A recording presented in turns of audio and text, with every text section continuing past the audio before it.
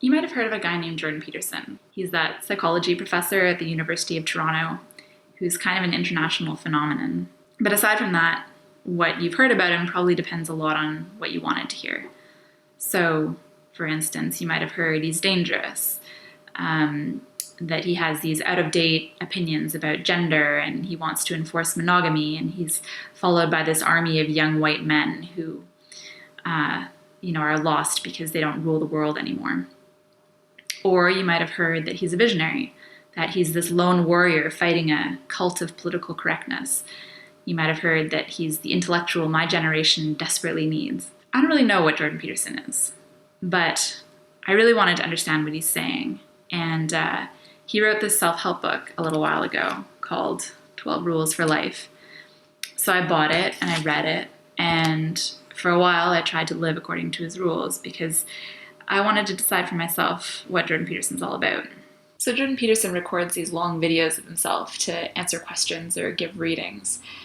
And so this is my video, kind of an answer to his, I guess. And I wrote my own take on his 12 rules. And some of the rules are pretty straightforward. The first one is to stand up straight. So I tried. I rearranged my desk at work so that I wouldn't be hunched over my computer all the time.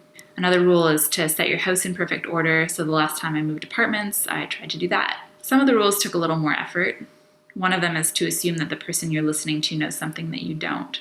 So I spent a while hanging out with this Jordan Peterson meetup group because I really wanted to understand why he's so important to them. And a lot of what they told me made sense. They were really interested in self-improvement and making these little changes, things that we all want to do in our lives, like doing better at work or exercising more. And they were using Jordan Peterson's advice as motivation to make those changes. And that made a lot of sense to me. But it was more than that. One of them referred to him as a father figure. Another one said he'd gone to see him speak one time, and the way he talked about it almost sounded like a religious experience. And I realized at a certain point that this book is so much more than a common sense self-help book, regardless of how you've heard people talk about it. There's all this other stuff in there about lobsters and order and chaos and suffering and a whole lot about the Bible. And I realized at a certain point that this is the worldview. This is how Jordan Peterson thinks the world should work. That's what he's selling. But he's selling it mostly to men, or at least that's the common perception, that his audience is largely male. And that was the other reason that I wanted to do this, because I'm not his normal demographic. I wanted to know what he's saying to women.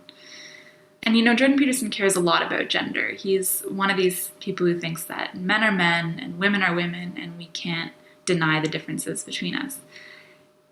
And I talked to this one woman who follows him, and she said she finds that really refreshing. She said it's nice to be able to say, even if we're equal, it doesn't mean we're the same. We don't have to have the same skills or the same interests. We can accept that we're different. And I get that. But I found myself thinking a lot about what those fundamental differences are between men and women, the things that will never change. Maybe one of them is skateboarding.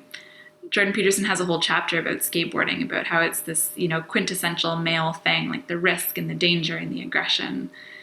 Maybe that's just an essential difference between men and women. Women aren't meant to skateboard. He also says at one point that a lot of female lawyers quit when they turn 30 because their priorities change. So maybe that's a fundamental difference. Maybe women aren't meant to be lawyers. I want to be clear that Jordan Peterson never says that. He never says that women shouldn't be lawyers. He tells men how to be men. He never goes quite so far as to tell women how to be women. But it seems to me he's saying an awful lot to women, if you just connect the dots. Anyway, if you read the story, you will see that I read about 11 rules, when in fact there are 12. Well, rule number 12 is to pet a cat when you encounter one in the street. So this is Chuck. I did not encounter him in the street. He is my friend's cat, but it was the best I could do. So Jordan Peterson wants us to sort ourselves out, and I would say that I largely failed at that. My house is not in perfect order. My posture is not great. I don't really like cats that much. But I will say this. I am not sure that Jordan Peterson is dangerous. But I'm also probably not going to build him a shrine.